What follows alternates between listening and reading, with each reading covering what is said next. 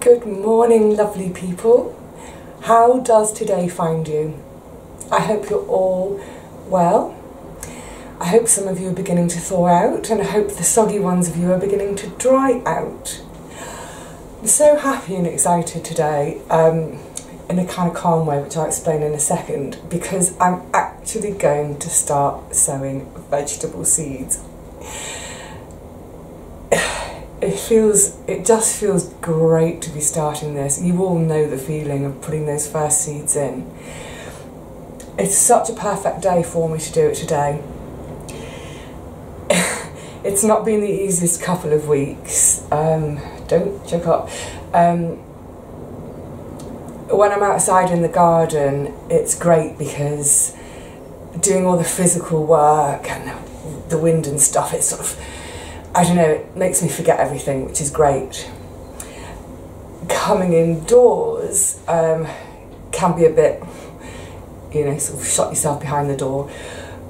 But this, for me, today is the perfect exercise because although I'm really excited, it's such a lovely, calm, meditative process. I know that I'm going to absolutely lose myself in this today. The sun has come out. Now, you'd think I should get outside and go into the garden, but unfortunately I've got to stay at home today because I've got loads of phone calls I'm expecting and what have you. Unplug the phone. Hang on a tick. Phew. And turn this one off. I'm back. I'm not expecting my phone calls. How do I turn this thing off again? For about an hour, but just in case. So yeah, it would be a perfect day to be in the garden, but I can't be. But never mind. Like I say, the sun's come out. The air is so still. I've got all the windows open in the flat today, just having that little gentle wafts of fresh air. It's so beautiful. And after I finish with you guys, I'll put the radio on, I'll have the Olympics to listen to, and I'll carry on with my seed sowing. And all those little niggles and all the thoughts, they'll just disappear for a few minutes. It'll be great, can't wait. So, let's crack on. For my indoor sowings, so I'm going to do a couple of things today, and then I'll do more in about 4 weeks or so, mid-March. These are my really, really early ones. And I'll start things off indoors at the moment in propagators, because even though I'm going to put everything in a south-facing window, which is nice and warm, come night time, it gets a bit chilly. So, with my propagators, I like to use a tray that's solid, no holes. When I do things in the cold frame, I use a tray with holes because by the time things are in the cold frame, usually the top of the cold frame is open. If it's pouring the rain, I don't want the trays to fill up. So I use the holey ones in the cold frame and the solid ones at home, because when I'm watering at home, I don't want the water to go all over my windowsill, my table, the floor, because invariably by about the beginning of April, mid-April, the floor, table, windowsill, everything will be covered in seedlings and seed trays. So, solid base, but also, because it's not got any holes in, there's nowhere for little drafts to get in, so it keeps it even more snug. And then with the lids, to start with until any of the seedlings come up, I'll just keep the vents closed. Depending on the temperature inside the flat, in the first sort of week or so before they've popped out of the soil, I'll probably keep the vent closed as well. Once they're up, during the daytime, I'll certainly have the vent open. Again, depending on temperature in the room, if it's really quite warm and sunny, I'll probably have the lid off completely. Once I've got a couple of two leaves, the lid will be off. Generally speaking, for the first few weeks at night time, the lid will be on. And with the vent, again, I'll just see how the temperature's going. So that's my little propagator setup. Where should I put this? I'm surrounded by propagators and lids and pots and all that loveliness today.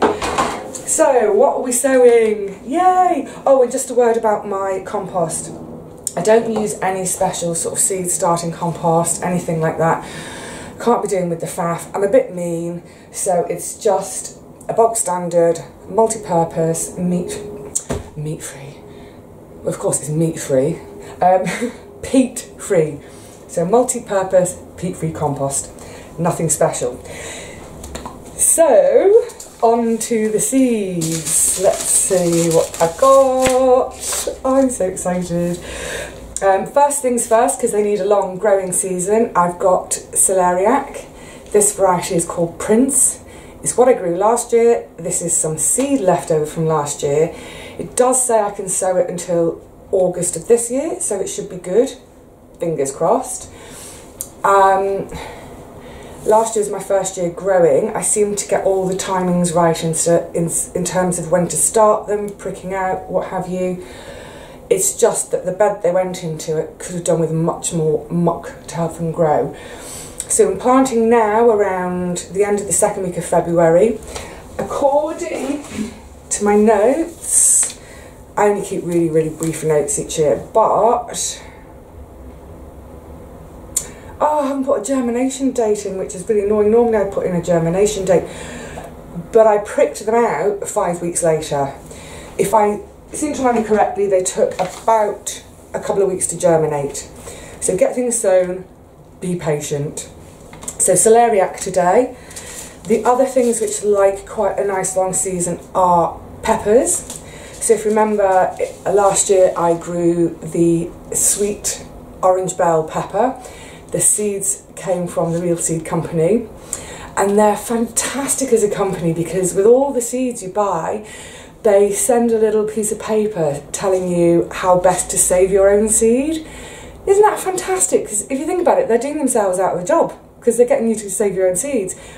But they're really committed in that way, which is one of the reasons I love them. So I followed the instructions and I've got loads of seed. Fingers crossed they work because they were gorgeous. The colour in the garden last year was crazy. They were luminous orange, so I really hope they work again. The other thing I've got left over from last year is my du de Londe, which is, again, it's a sweet bell pepper, but it comes out in a sort of a long, it looks like a chili pepper, but it's not, it's a sweet pepper. I'm not sure how many seeds I've got, but last year, I think I did about 6 seeds and only 1 plant came to fruition and gave me fruits, and they were beautiful. So I'm going to do a few more this year, see if I can get more. And stupidly, because it was just a handful of fruit last year and I was so excited to eat them, I scoffed a lot and forgot to save seed. So that's my leftover seed as well. Fingers crossed for that. If I can find space, Janet in the States, thank you so much Janet, sent me a seed for paprika pepper. So I'm presuming this is one of those that will need drying afterwards and grinding down to give me some paprika. It's a seed company I don't know, Heritage Harvest Seed, but it seems that they do a lot of the sort of heirloom, rare, some of the endangered varieties. I believe everything's open pollinated. So hopefully if these work and I like them, I shall save seed from that too. I'm going to have to keep all these peppers apart, otherwise I'm going to get the weirdest things the following year. And then last but not least, a few geraniums. Again, it's leftover seed from last year. I've really not had to buy much seed at all. So I think I ended up with about 10 plants last year, of which I think about 6 have overwintered. I've got 3 here at home that are looking really healthy and lovely. There's another 3 I think in the pot outside the shed. The ones I left at the far end of the plot, right by the main path by bed 1, they copped it. They're just too exposed there, and it was one of those things I didn't get done before the op, but never mind.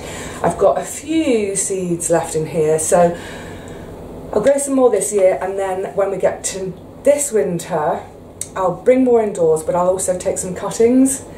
Who doesn't love a little geranium? Of course, they're actually pelargoniums, but let's not argue about that. Such pretty little flowers to have around the place. So, a few of those today too. Right, let's get sowing. I'm going to start with the Celeriac. Oh, they're such teeny tiny seeds. I don't know if you'll see that. Oh, they're so tiny. How many have I got? Just keep some back, Vivi.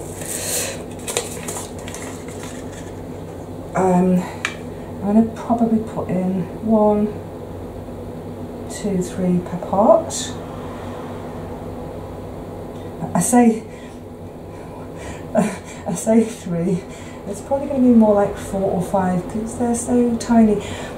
All I've done in filling these pots with the compost, after I filled them, I've just given them a little bit of a tiny bit of a press down. And then the thing with Celeriac, oh my goodness, that's loads on that one. It's going to look like one of those cress heads. Do you remember you, as kids, making a cress head with an old egg full of soil, cress in the top? It's one of those projects I'm sure we've all done at school. Yeah, so the thing with Celeriac, such a tiny seed that they won't need covering. All I'm going to do, oops, where's that packet? It's so hard not to be heavy-handed when they're so tiny. Once, upla. Right, that's got about 20 in it. Never mind. Let's save those. Yeah, all I'll do, like with that one, is I'm just going to lightly press them onto the soil so they've got good contact with the soil, compost, dirt, whatever you want to call it. This compost I did moisten before. It's not sopping wet, but I just moistened it because the last thing I want to be doing at the moment is watering from above and washing all the little seeds away. There. So when it comes to watering, I'll use a really fine rose on these. As they come up, once I've got a couple of their true leaves, I'll actually start to bottom water, just to encourage the roots to go down and find the water. But to begin with, just watering at the top, because if you think about it, they won't have developed roots, they've got nothing to go down there to get the water, so I need to give them the water at the top. Where's my lid? There we go. Yay! And I'll sort out a label for it shortly too. That's the first little lot. Oh, this is so happy making. Like I say, I'm going to get on with some more of these after I've chatted with you lovely people. And I'll just do it either really quietly or with the radio on. Isn't that a happy, satisfying sight? One's own seed. Yay! So I think I'm going to do 2 per pot, and then I'll just pick the stronger one per pot. Generally, if I've got in this sort of situation where I've got 2 in a pot and I want the stronger one, with the weaker one, rather than sort of pulling it out and risking disturbing the roots of the strong one, all I will do is, with a teeny pair of scissors, like nail scissors or little sewing scissors or whatever, is snip the weaker plant right at the level of the soil.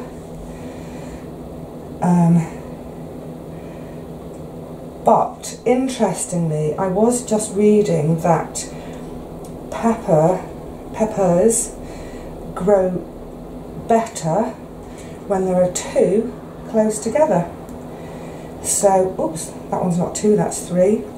So it may be that once I pop these into the next size up, once I get going, that I will actually leave 2 per pot. Or maybe, I'll tell you what, I'll do an experiment. I'll do half of them leaving 2 per pot and half of them where I just choose the stronger one.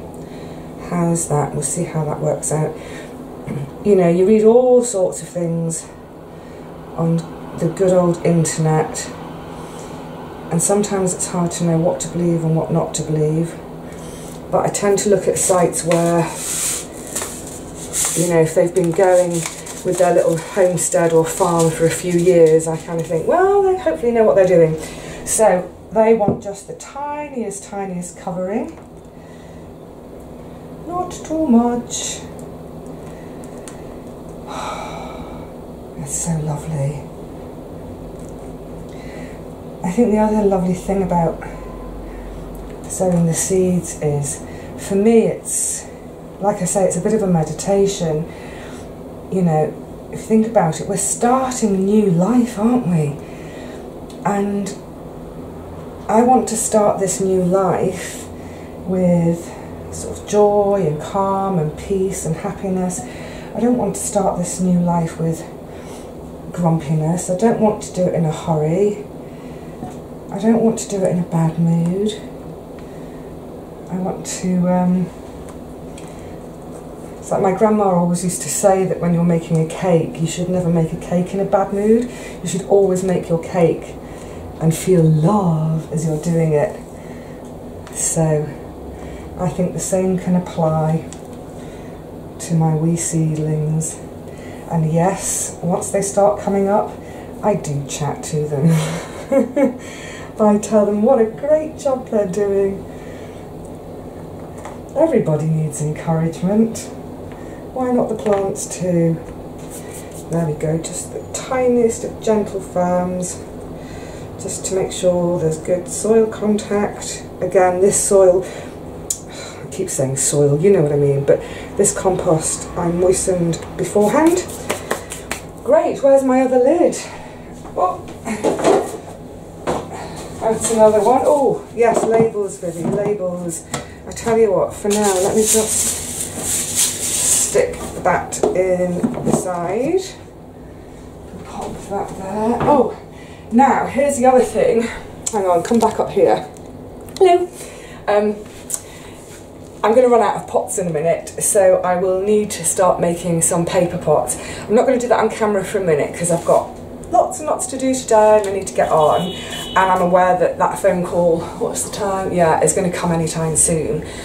So I'll show you, I think probably in a couple of weeks when I start to think about doing my tomato seedlings, I'll show you my paper pots then.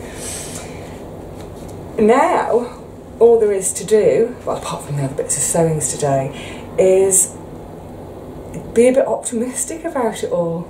I'll keep an eye on them, see when the vents need opening and closing and lids off and what have you, but yeah, a bit of patience, a bit of optimism. Just enjoy the calm at the moment, because it is going to get a little bit bonkers later on, isn't it? Gosh, I hope these peppers work. I don't see why they wouldn't, but it's always a bit nerve-wracking to try one's own saved seed the first time. I remember the first year, probably about 4 or 5 years ago, when I used my saved pea and bean seeds. For some reason I was convinced they wouldn't grow or produce, but of course they did, and they have been doing so ever since. Can you feel that calm coming over? Right, before I send you all to sleep with my calmness today, I'm going to say cheerio. Happy seed starting if you're at that stage yet. Like I say, most things, it's still a bit too soon, because if like me, you plant everything outside and you don't have a greenhouse or sort of a heated greenhouse or whatever to put things in, if things are going outside, we still have to think about last frost dates. And bearing in mind the last frost date, we really don't want to be starting things until about 8 weeks before that. I know some of you will be starting and you'll be having to use heated propagators and grow lights because you're still so dark and cold. I sincerely hope it starts to warm up for us all very soon. So happy seed sowing, happy catalogue browsing if you're still at that stage. But the main thing is, just enjoy these peaceful, quiet days, meditate with your seeds and just chill out. I'll see you all again really soon, I hope. But for now, take care.